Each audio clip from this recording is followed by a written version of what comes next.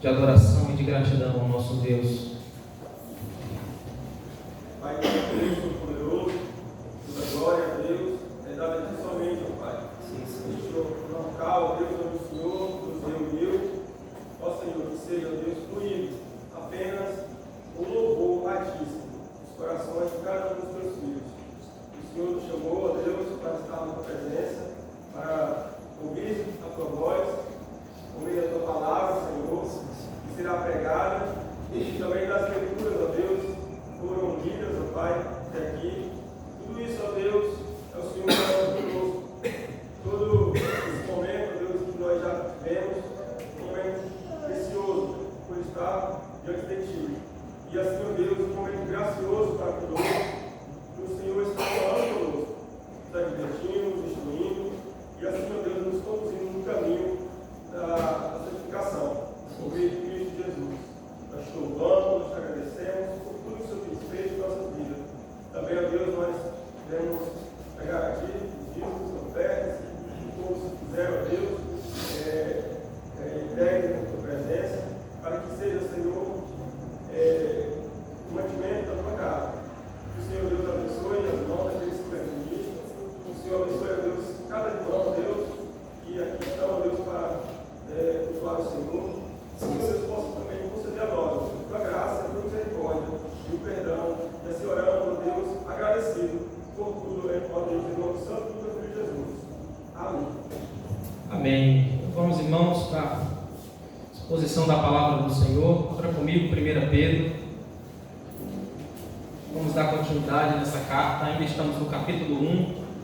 A gente já iniciou, já é o terceiro sermão pregado nesse capítulo. Serão 4 sermãos nesse capítulo. Hoje vamos ler do versículo 13 ao versículo 21. 1 de Pedro, capítulo 1,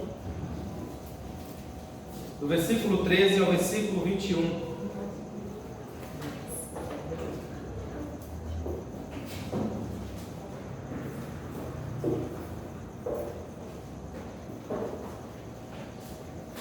Diz assim a santa palavra de Deus: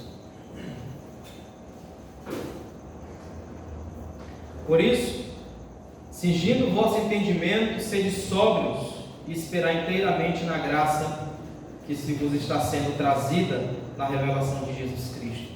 Como filhos da obediência, não vos amoldeis às paixões que tinhais anteriormente na vossa ignorância. Pelo contrário, segundo é santo aquele que vos chamou, tornai-vos santos também, vós mesmos, em todo o vosso procedimento. Porque escrito está: sede santos, porque eu sou santo. Ora, se invocais como Pai aquele que sem acepção de pessoas julga segundo as obras de cada um, portai-vos com temor durante o tempo da vossa peregrinação, sabendo que não foi mediante coisas corruptíveis, como prata ou ouro, que fostes resgatados do vosso fútil procedimento que vossos pais vos legaram, mas pelo precioso sangue, como de um cordeiro sem defeito e sem mácula, o sangue de Cristo, conhecido com efeito antes da fundação do mundo, porém manifestado no fim dos tempos, por amor de vós, que por meio dele tendes fé em Deus, o qual ressuscitou dentre os mortos e lhe deu glória, de sorte que a vossa fé e esperança estejam em Deus. Vamos orar mais uma vez ao Senhor, rogando-lhe a sua graça e misericórdia. Ó Deus, Pai Santo, eu suplico a Ti, Pai, a Tua graça e misericórdia sobre nós nessa noite, pois dependemos do Senhor e da Tua graça, e sabemos, ó Pai, que sem a ação do Teu Espírito Santo sobre nós, sobre a Tua igreja, nada acontece, Pai. Pois clamamos a Ti, pois estamos sedentos da Tua palavra, queremos ouvir a Tua voz. Que todo entretenimento do nosso coração, toda distração, seja dissipada, Pai, pelo poder da Tua palavra, seja dissipada pelo Mestre interno que é o Teu Espírito Santo em nós. Ajuda-nos, Senhor, a compreendermos a Tua palavra e a entendermos esse texto sagrado. Pai amado, ilumina as nossas mentes, o nosso entendimento, que o nosso coração esteja atento a ouvir e sermos edificados por meio da Tua santa e gloriosa palavra. É o que eu te peço, por fé eu te agradeço. No nome santo de Jesus. Amém e amém.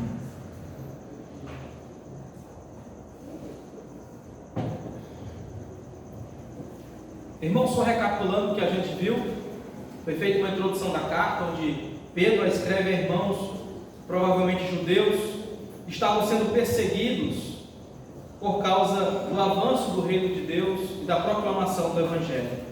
Nos versículos 1 e 2 nós vemos isso bem claramente, onde o próprio Pedro faz menção daqueles que foram dispersos ali no continente da Ásia, como no Ponto, Galácia, Capadócia, Ásia e Bitínia. Dos versos 13 ao verso 12, Pedro mostrou claramente e bendisse a Deus pelas bênçãos a qual recebemos em Cristo Jesus, onde por meio dele e da sua obra na cruz, pela revelação suprema de Deus, que é o Verbo divino, o Senhor Jesus Cristo, que se revelou a nós, onde ele faz uma doxologia a respeito da salvação, que nada mais é do que uma adoração a Deus, onde ele diz no versículo 3: bendito o Deus e Pai de nosso Senhor Jesus Cristo, que segundo a sua muita misericórdia nos regenerou para uma viva esperança. Pedro bendiz a Deus pela salvação, por essa herança a qual recebemos da parte de Deus por intermédio do Senhor Jesus Cristo, pela aplicação do Espírito Santo em nós. Hoje a gente vai partir para as implicações daquilo que Pedro tem ensinado até aqui no versículo 12. Pedro vai começar a mostrar a parte prática daquilo da qual nós somos herdeiros e co-participantes também juntamente com Cristo, mostrando para os cristãos a qual ele se direciona por serem perseguidos pela fé, por serem perseguidos por amor ao Evangelho, que a eles foi dado o privilégio de viverem para a glória de Deus e de serem aqueles que demonstram pelo modo do seu viver a imagem do Deus invisível. Por meio do seu viver e do seu modo de vida, Deus seja glorificado, como o próprio Cristo diz, para que vejam as vossas boas obras e glorifiquem o vosso Pai que está nos céus. Pedro inicia o versículo 13 dizendo: por isso, cingindo o vosso entendimento, sede sóbrios e esperai inteiramente na graça que vos está sendo trazida na revelação de Jesus Cristo. Esse por isso, portanto, você vai ver isso em muitos capítulos das Escrituras, que do original realmente se divide no tocante a isso. Pedro nada mais está querendo dar ênfase a respeito daquilo que ele já havia ensinado. Ou seja, Pedro já havia ensinado que nós recebemos privilégios por sermos eleitos por Deus, por termos nascido de novo e termos recebido uma nova natureza, uma viva esperança, como ele próprio diz, uma esperança incorruptível, incontaminável, inacessível, guardada no céu para aqueles que amam a Deus e que amam o Senhor Jesus Cristo.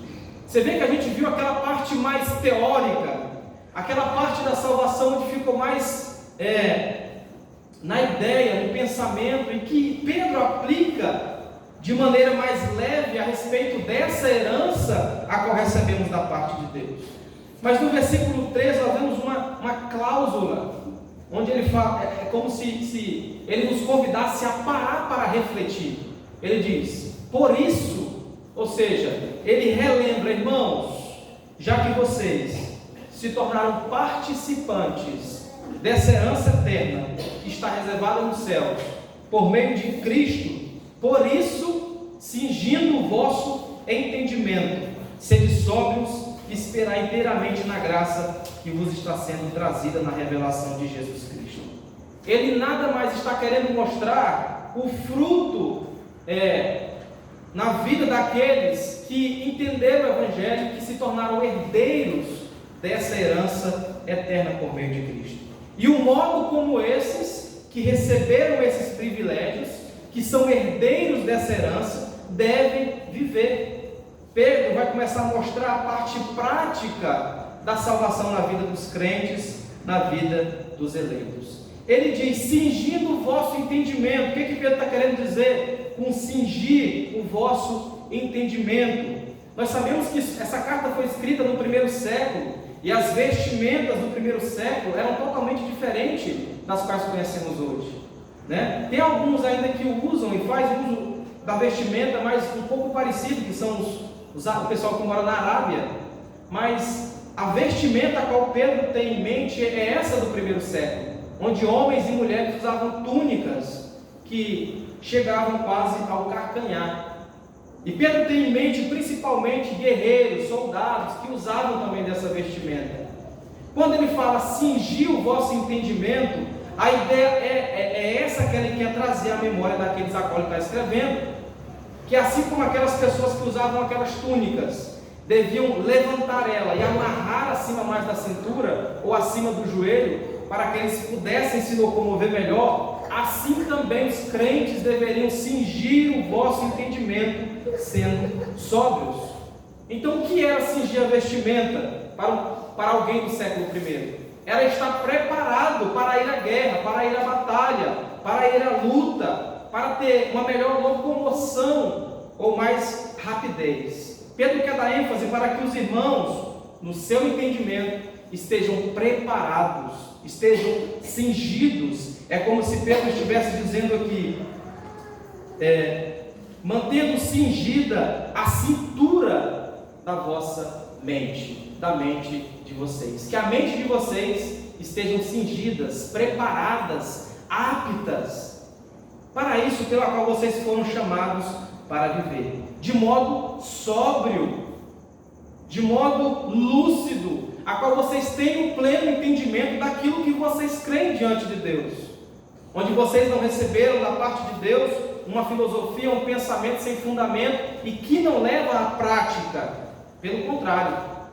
Por isso que ele fala, por isso, já que, todavia, portanto, aqui é a continuação do versículo 12, e que vimos até o verso 3, onde aquela salvação a qual é bendita pelos que obtiveram, ela também deve causar efeito naqueles que a receberam.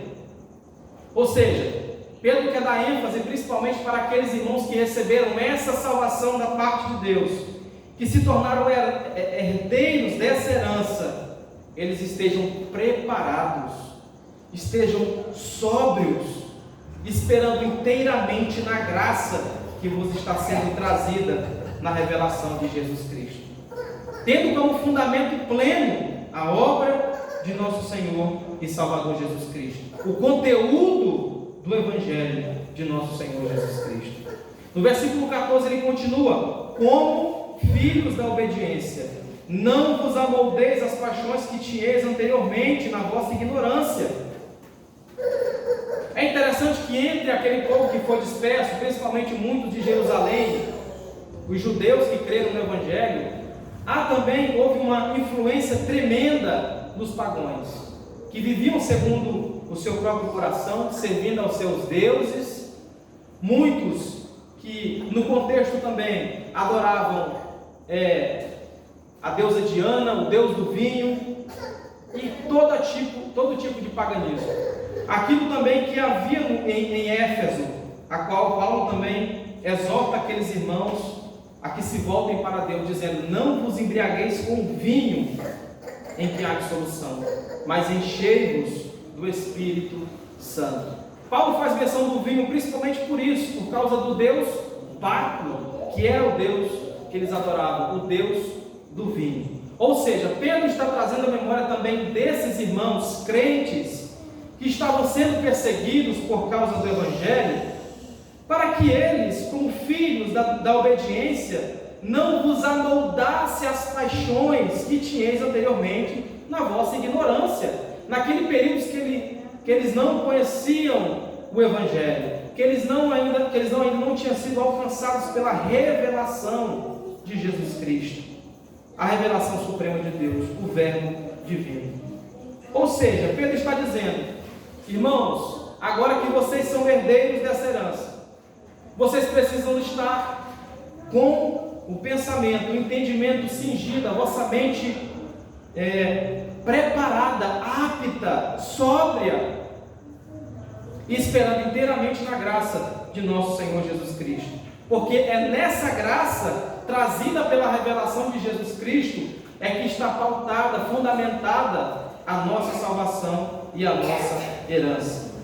Como filhos da obediência, não como outrora, na qual eles viviam na desobediência e vivendo segundo o curso deste mundo e segundo o desejo dos seus próprios corações. Pelo contrário, ele diz no verso 14, na parte B: não vos amoldeis às paixões que tinhais anteriormente na vossa ignorância. O que significa amoldar? Amoldeis, aqui é a mesma ideia aquela que Paulo diz no capítulo 12 de Romanos, onde ele roga aqueles irmãos ali de Roma, que no seu contexto também o que predominava era o paganismo, era a adoração de si mesmo, a adoração à homossexualidade, a adoração do sexo, onde colocaram a criatura no lugar do Criador, como o próprio Paulo diz, e desonraram a Deus com seus próprios corpos, fazendo relação entre si, entre pessoas do mesmo sexo. E Paulo diz no capítulo 12 de Romanos: rogo-vos, pois, irmãos, que apresenteis o vosso corpo como sacrifício vivo, santo e agradável a Deus, que é o vosso culto racional.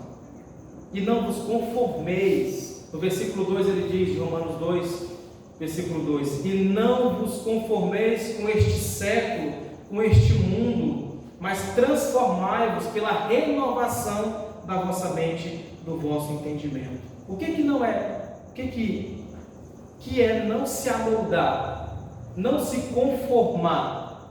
Não é você ver algo na TV impuro e dizer: eu não me conformei com isso.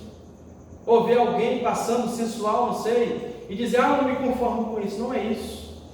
Você vê que a gente está vendo isso no contexto a qual esses irmãos, Pedro já havia mostrado a herança deles, onde eles haviam recebido uma nova natureza, onde eles foram ressuscitados, vivificados pelo próprio Deus, para a obediência verdadeira a Deus.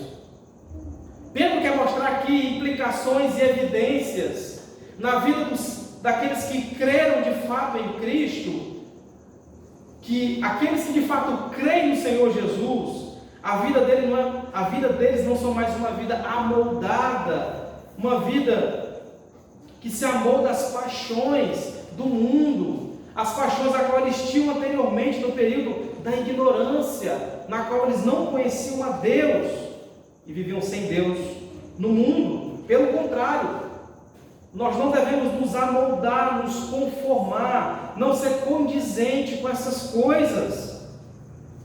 Não é isso que o próprio apóstolo João também diz na sua primeira carta, no capítulo 2, versículo 15, 16 e 17: não ameis o mundo, nem as coisas que há no mundo, porque tudo o que há no mundo, a concupiscência da carne, a concupiscência dos olhos e a soberba da vida, não são do Pai, mas do mundo. E o mundo passa, bem como as suas concupiscências, mas aquele que faz a vontade de Deus permanece para sempre, permanece eternamente. Aquele que é filho de Deus, ele não vive mais amoldado, conformado com as paixões que outrora afloravam o seu coração. Não porque agora ele é herdeiro dessa promessa, dessa esperança que não nos deixa apático à presença de Deus, o Deus a qual temos por Pai. Por isso que ele faz a menção de filhos da obediência. Como filhos da obediência, não vos amoldando, não vos conformando com este mundo. Irmãos, esse texto a qual Pedro vai dizer, principalmente no versículo 15, eu vou fazer logo a leitura desse versículo, onde ele diz: pelo contrário, para que não vivamos amoldados dessa forma pelas paixões que tínhamos anteriormente. Pelo contrário, segundo é santo aquele que vos chamou, tornai-vos santo também, vós mesmos, em todo o vosso procedimento, porque escrito está: sede santos, porque eu sou santo. E aqui eu quero parar um pouco para refletirmos. Por que na nossa geração e nos nossos dias, pregar sobre santidade, pregar sobre pecado, as pessoas acham que pregadores assim, que pastores assim, estão usando de rispidez, são carrancudos. E por que o termo santificação nos nossos dias se tornou sinônimo de legalismo? Se tornou sinônimo de crentes antiquados?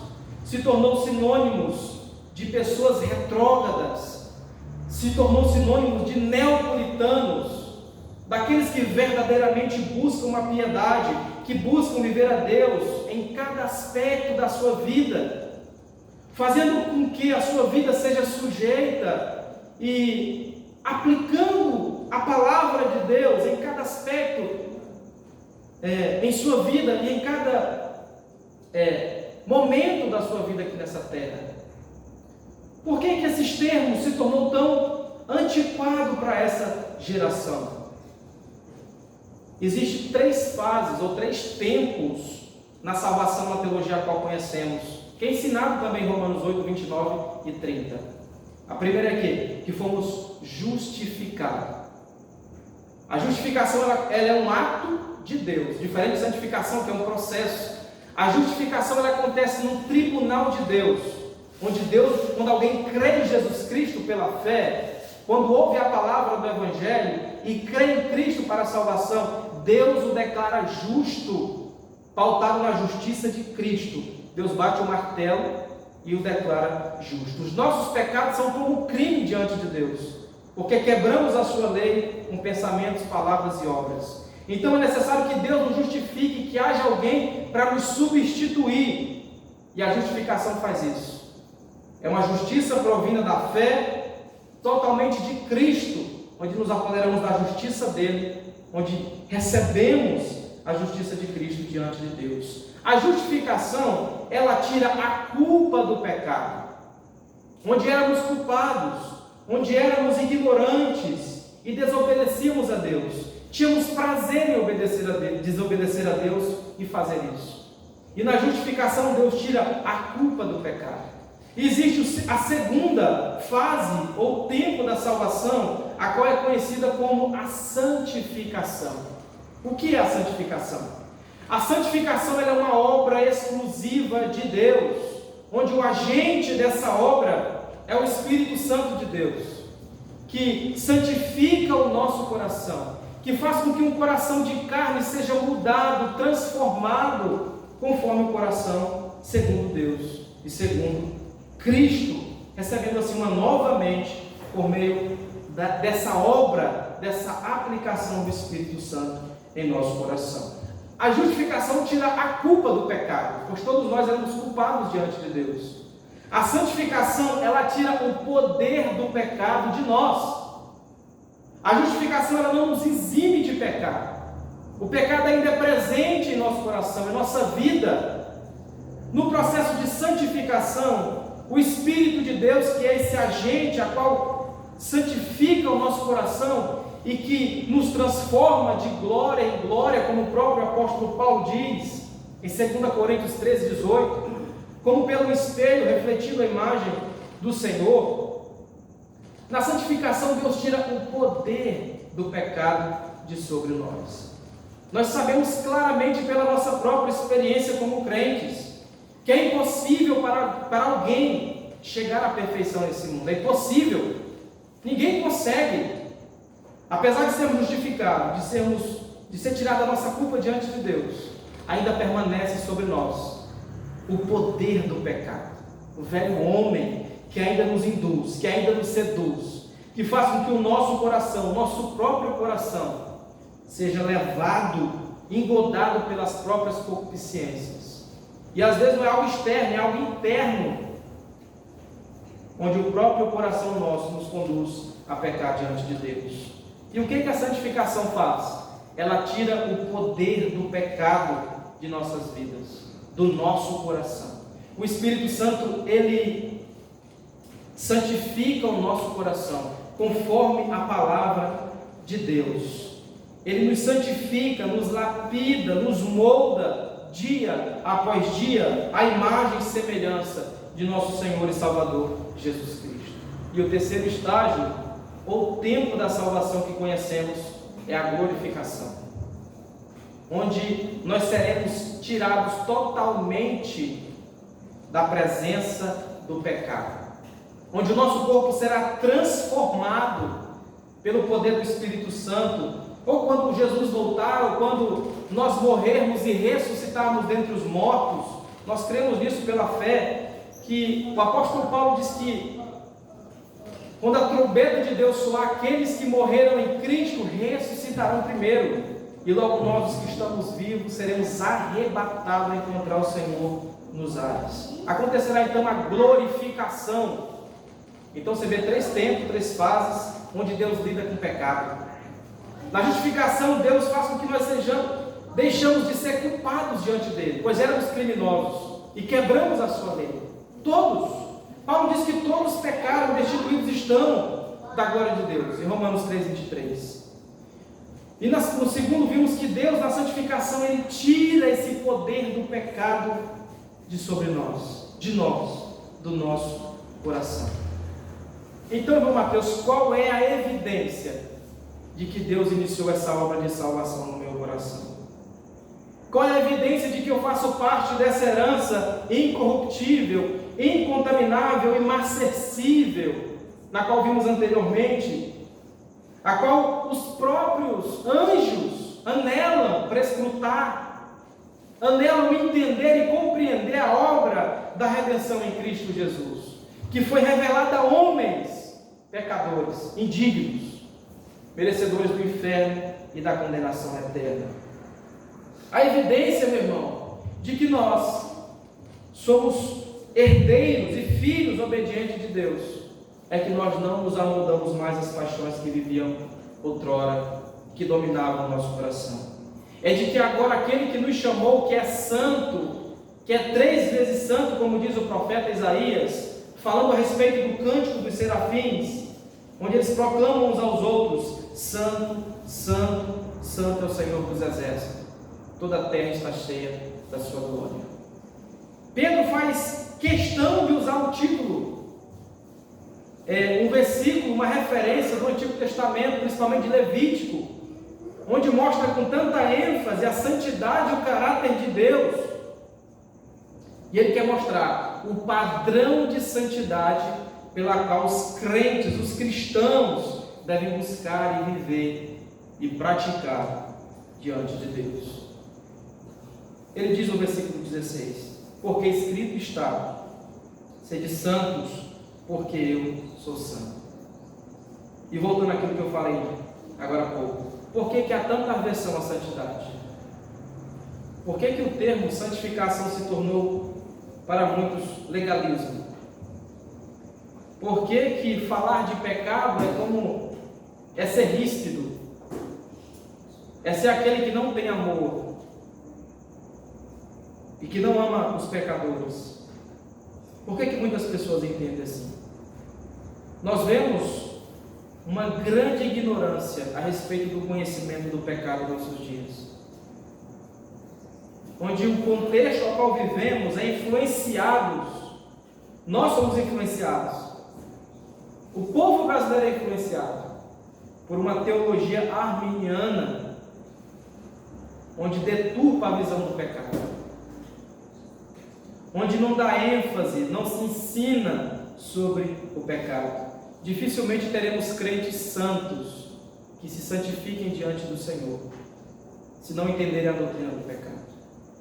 Lembrando que a santificação, ela é uma evidência clara de que você é filho de Deus. Lembrando, irmãos, que essa obra, a qual Deus está fazendo agora em nós, dia após dia, é uma evidência clara de que nós somos eleitos, é uma confirmação da nossa vocação. E aqui é um chamamento, a qual Pedro faz para aqueles irmãos, a qual eles não deveriam mais viver conforme as paixões do mundo, conforme o paganismo, viver segundo a ignorância que havia no coração deles outrora. Pelo contrário, segundo Deus é santo, eles também deveriam viver em santidade. Agora, o que estamos vendo no nosso contexto que vivemos?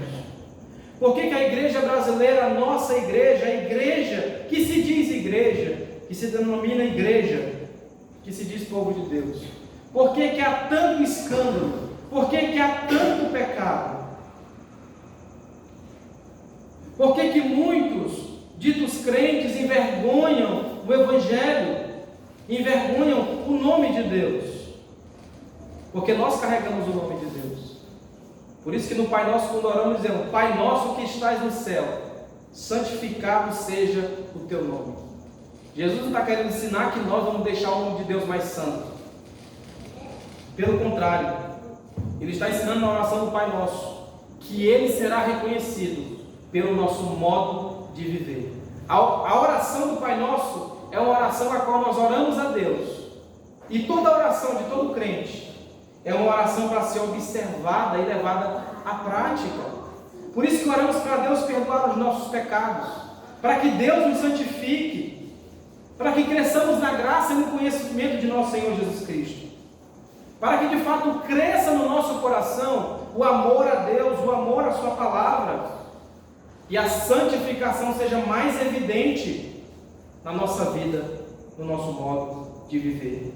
Então, a maior evidência, irmãos, para que alguém que se questione, quer saber se realmente é eleito ou salvo, que realmente se tornou qual participante dessa esperança em Cristo, é se o Espírito Santo de Deus está realizando essa obra no seu coração. É se de fato você vive segundo o caráter de Deus, que é santo. É se de fato vivemos uma vida separada para Deus, uma vida consagrada a Deus. A santificação nada mais é na vida dos crentes um incenso que queima diariamente para Deus. É o nosso culto racional, onde vivemos num mundo escravo do pecado, atolado na lama do pecado, e voltamos-nos para Deus, apesar de que seja com perda, de que seja para perder no mundo, mas para ganhar para com o Senhor, para crescer na presença de Deus. Então, por que tanta aversão à santificação? Ao ser santo, a ter uma vida piedosa diante do Senhor. Irmãos, a igreja não influencia mais nesse mundo e nos nossos dias, porque ela está sendo influenciada pelo mundo. O pecado entrou na igreja como algo, como as ervas daninhas, sorrateiramente, que foi crescendo, que foi tomando proporção. Dificilmente você conversará com alguém hoje, dificilmente você terá uma conversa piedosa, uma conversa com alguém, com um crente hoje, falando das glórias do céu, da benesse da salvação, da bendita salvação revelada em Cristo. Será se de fato estamos vivendo segundo aquele que nos chamou, aquele que nos resgatou das trevas para a sua maravilhosa luz?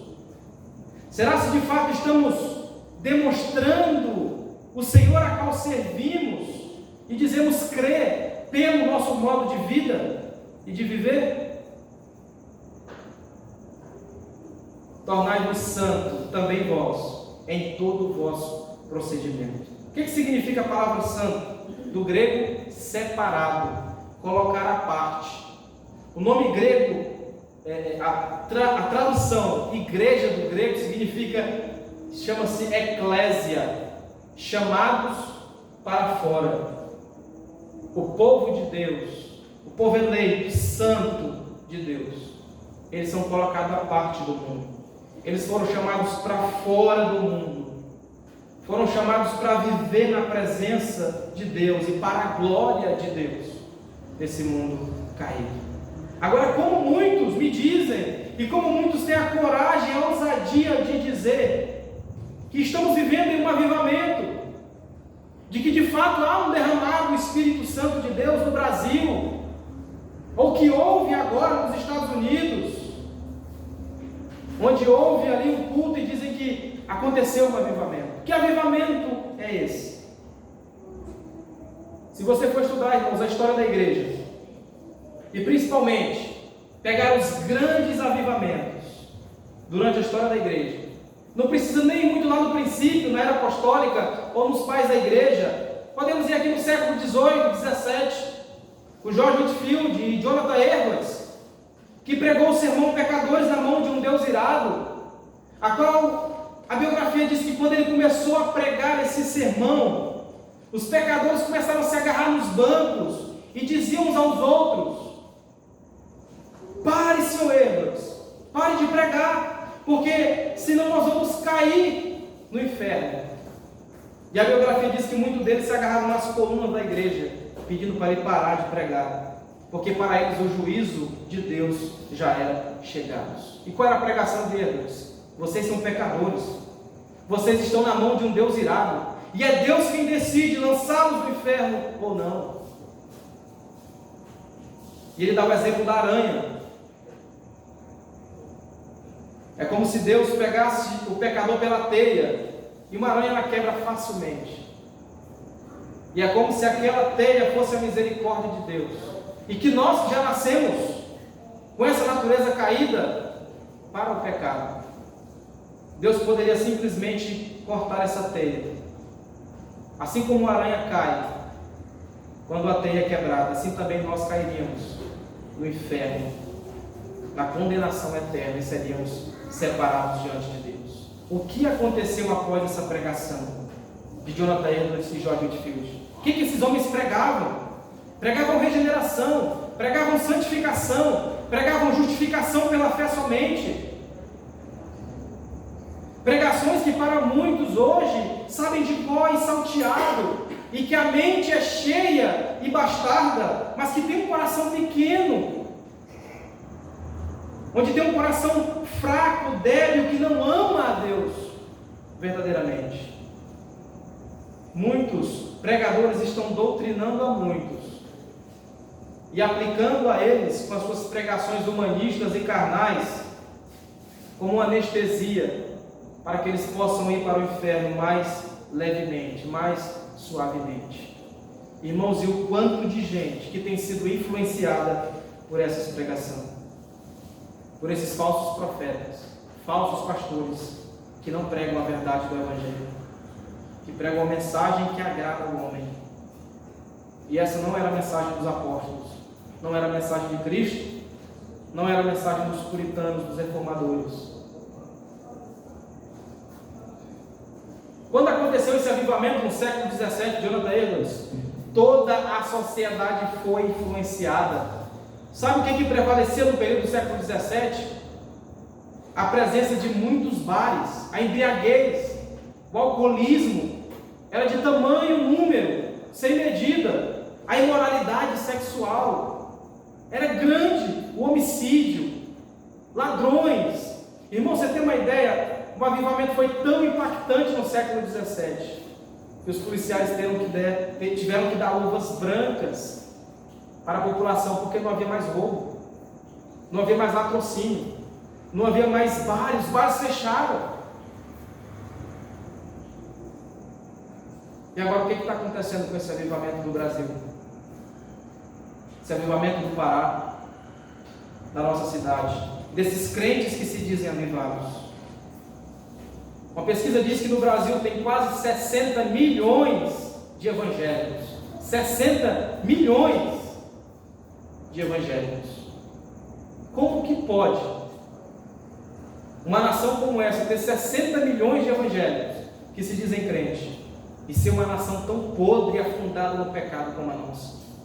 Busque os índices para você ver. A pedofilia só tem aumentado, o homicídio só tem aumentado, os escândalos dentro da própria instituição, da igreja, só tem aumentado. Que avivamento é esse que estamos vendo? Isso nada mais é do que uma celebração da carne, uma celebração das paixões da carne. Procure os índices por vocês mesmos e verão que de fato não há avivamento em nossos dias.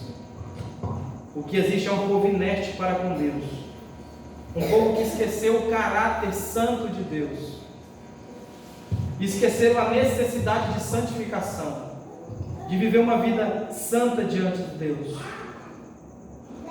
uma vida que busca viver nos pormenores, em cada aspecto da sua vida, de modo santo para Deus.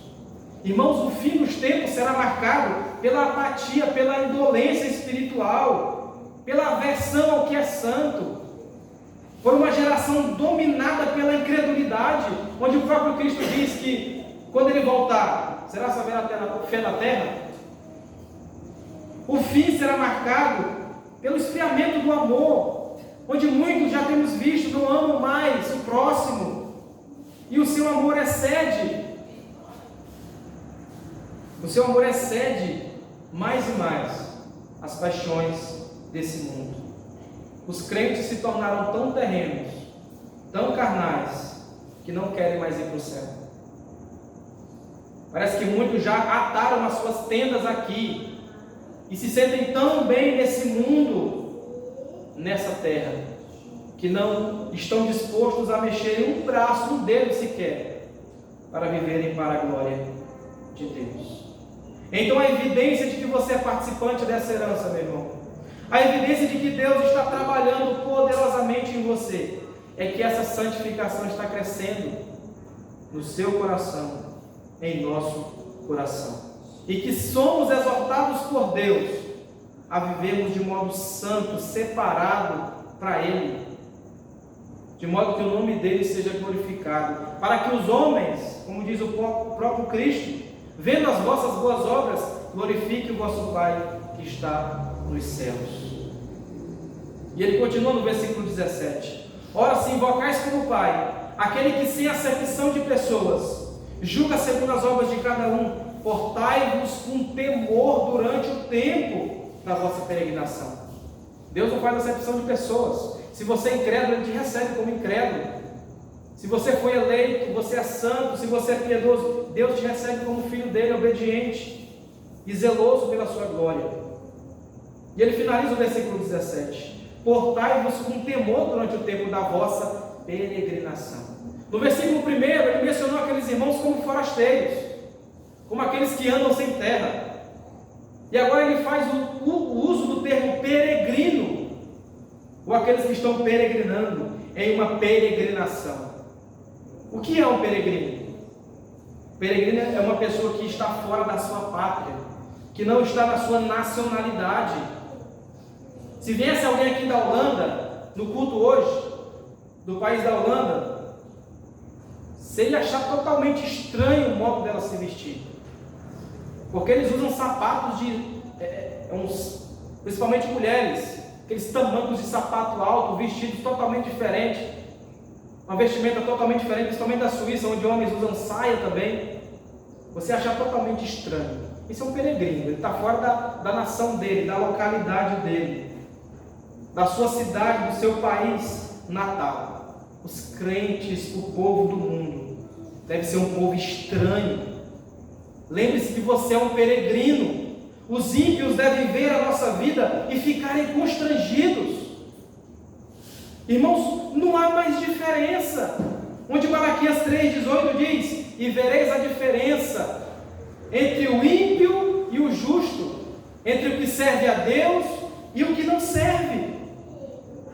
Mas não há mais diferença. Não há mais diferença. Eu não estou falando que você deve se entupir de roupa, ou que você, mulher, não pode pôr uma maquiagem, um brinco, ou usar perfume. Pelo contrário, a feiura é pecado também. Deus não condena a beleza, e a mulher pode usar da beleza prudentemente. Seria até um crime você não usar, pecado você não usar maquiagem, né? Para moça.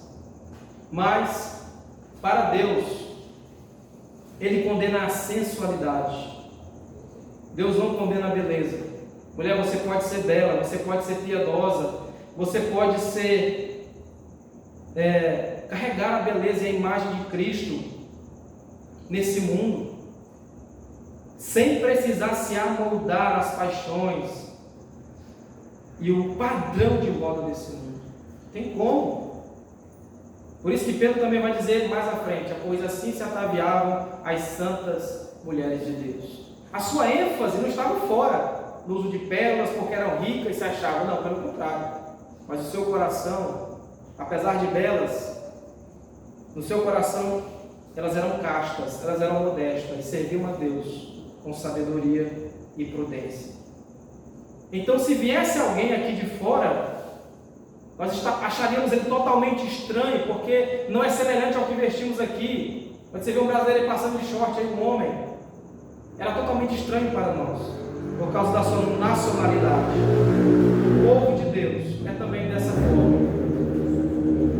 Mas parece que não há mais diferença, irmãos.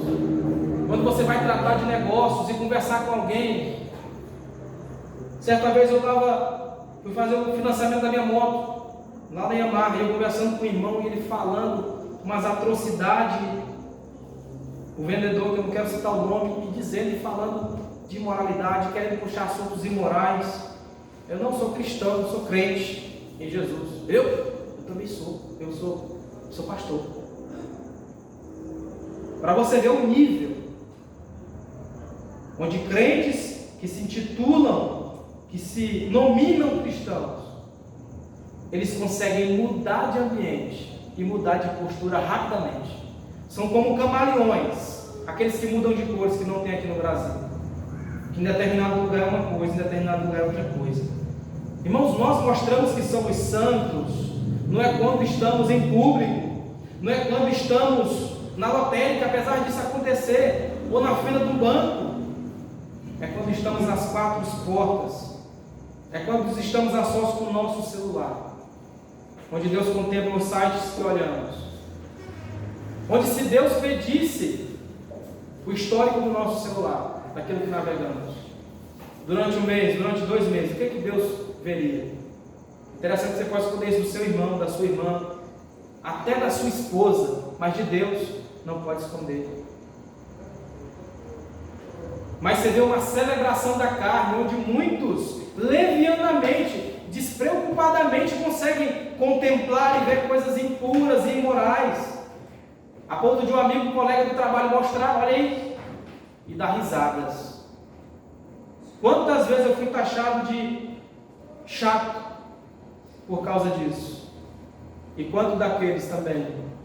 Porque quando você sorri, quando você acha bonito uma piada que o seu amigo ímpio e imoral conta, uma piada imoral, você está sendo condizente com aquilo. Por isso que muitos não têm mais postura para evangelizar.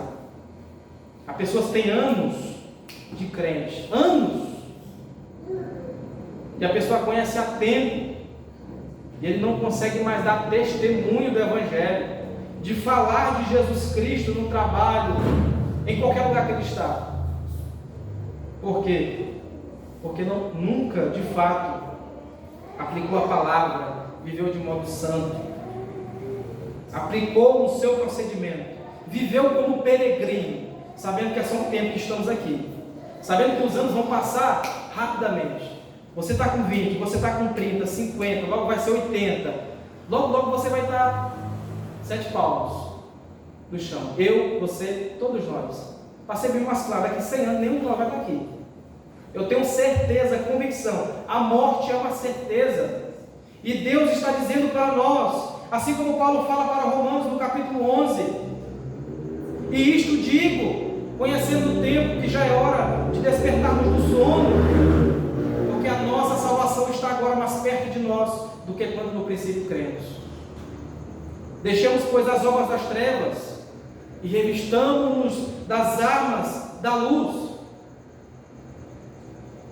tendo como firme fundamento o Senhor Jesus Cristo, olhando para Ele, o autor e consumador da nossa fé, tendo Ele como modelo de santidade, tendo Ele como aquele a qual nós devemos imitar. O próprio Paulo diz: sede meus imitadores, como também eu sou de Cristo.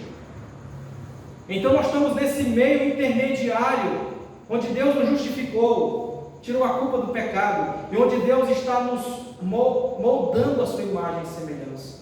Assim como muitos se amoldam e amam as paixões do mundo e vivem na ignorância, nós agora fomos resgatados das trevas para a luz, estamos sendo moldados, lapidados à imagem e semelhança de Cristo. Deus, o Espírito Santo, está forjando em você, em nós, a imagem do seu Filho. A imagem do seu Filho. Com o tempo você precisa passar a se tornar mais parecido com Cristo, com Ele. E como pode, irmãos? Como é que muitas pessoas querem ir para o céu, se dizem santas e piedosas? É que trata a esposa como um cavalo, e a mulher que trata o marido como um ímpio do mundo, que é rixosa, que é desobediente, e um marido que não ama a esposa como Cristo amou a igreja. Como que nós, com toda essa bagunça, queremos ir para o céu, onde sabemos que somente aqueles que tiveram as vestes lavadas pelo sangue de Cristo receberão a vida eterna. Andai com temor durante o tempo da vossa peregrinação. É um tempo a qual estamos andando aqui. Lembre-se que você é um peregrino, que o tempo está passando, e a vida a qual nós devemos viver é uma vida de reverência a Deus, uma vida que de fato teme. Esse temor aqui não é aquele de ter medo de Deus, é um temor obediente, é um temor que se sujeita, que se submete à vontade de Deus e à sua palavra. No versículo 18 ele continua: sabendo que não foi mediante coisas corruptíveis, como prata ou ouro, que fostes resgatados do vosso fútil procedimento, que vossos pais vos negaram. Versículo 19: mas pelo precioso sangue, como de cordeiro sem defeito, sem mácula, o sangue de Cristo. Irmãos, quão maravilhosa coisa nós devemos priorizar. Nós devemos dar graças a Deus, assim como o próprio Pedro bendiz a Deus pela nossa salvação. Nós temos que ter consciência que nós não fomos resgatados da nossa vã maneira de viver, do nosso período de sagacidade no pecado. Nós somos resgatados por ouro, por prata. Não foi isso. Nós não fomos comprados por isso, mas pelo precioso sangue de Cristo, como de um cordeiro. Pedro tem em mente aqui o cordeiro do Antigo Testamento, principalmente no período da Páscoa, onde o cordeiro era imolado, principalmente no capítulo 12 de Êxodo, onde nos mostra a instituição da Páscoa, onde o cordeiro era imolado e colocado nos umbrais da porta, para que o anjo da mortandade não matasse os primogênitos. Nós também fomos resgatados da morte. Cristo apaziguou a ira de Deus que era sobre nós, purificando os nossos pecados, comprando-nos naquela cruz, pagando a nossa dívida, rasgando a cédula que era contra nós, e nos resgatou da nossa vã maneira de viver, nos adotando como filhos, como herdeiros dessa viva esperança, dessa promessa. E ele continua dizendo: conhecido com efeito antes da fundação do mundo, porém manifestado no fim dos tempos, por amor de vós, que por meio dele tendes fé em Deus, o qual ressuscitou dentre os mortos e lhe deu glória, de sorte que a vossa fé e esperança estejam em Deus. O que é que Pedro está querendo ensinar com esses últimos versículos? Após ele mostrar a prática, a santificação pessoal dos crentes, o modo pela qual nós devemos viver nessa sociedade corrupta pelo pecado, ele está querendo que nós tenhamos em memória o preço que Cristo pagou por nós, pelas nossas almas, e que entendamos principalmente que aquilo que era estranho, aquilo que os nossos pais no passado, os apóstolos, os profetas, aliás, Abraão, Moisés, aquilo que eles viam como sombra, agora foi lançado luz. Agora nós o conhecemos verdadeiramente como ele é, pois temos em mão a revelação da sua palavra, e o modo como Cristo se revelou como verbo de Deus, se esvaziando da sua glória, se sujeitando a essa baixa terra, a humilhação, a morte de cruz, para que por intermédio dele nós tenhamos fé em Deus, o qual não deixou no túmulo, mas o ressuscitou dentre os mortos e lhe deu glória, de sorte que a vossa fé e esperança estejam em Deus. nós somos convocados por Pedro a cingirmos o nosso entendimento, a termos um entendimento aprovado, um entendimento apto para viver nesse mundo, de modo sóbrio, como santos, como aqueles que vivem segundo o caráter de Deus. E terceiro, como aqueles que vivem em temor, sabendo que é só uma peregrinação que estamos vivendo nesse mundo, nessa terra.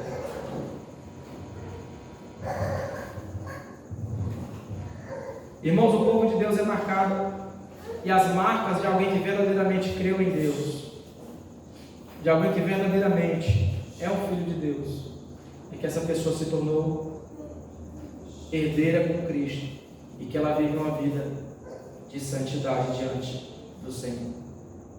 E não confunda santificação. Existe os dois extremos sempre, os antinomianistas, que acham que não precisam mais obedecer à lei, e os legalistas, que exageram, achando que aquilo que eles fazem no externo estão sendo aprovados diante de Deus. Mas não julgue alguém pela sua liberdade. Como você pode julgar alguém por quem Cristo morreu? E também não fale de alguém, não julgue alguém que quer ser fiel nos pormenores da palavra de Deus, dizendo que ele quer ser legalista.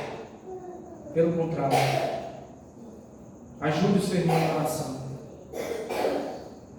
e tome como exemplo para que você também viva nesse mesmo modelo, tendo como modelo uns aos outros, para que possamos crescer juntos em santidade e sermos separados do pecado para a glória de Deus. Então essas são as implicações daquilo que Pedro iniciou no princípio, uma salvação eterna, a qual bendizemos a Deus por ela, e que traz a nós implicações, consequências práticas da nossa vida, onde o nosso coração é voltado totalmente para Deus e entendemos a sua vontade, que é perfeita e agradável. Amém? Vamos orar ao Senhor. Rogue a Deus, ore ao Senhor, fale com o Senhor e peça a Ele a sua misericórdia. Senhor Deus e Pai de nosso Senhor Jesus Cristo, ó Pai, tem misericórdia de nós pecadores. Ó Pai, quantas vezes envergonhamos o Teu nome, Senhor, quantas vezes pecamos contra Ti, vivemos em pecado diante do Senhor. Ó Deus, ajuda-nos a compreendermos a Tua vontade, que é perfeita, que é agradável para nós. Auxilia-nos, ó Pai, para que possamos assim viver em santidade diante do Senhor, para que possamos aplicar, Pai amado, em nossa vida, em cada aspecto da nossa vida, a Tua santa palavra.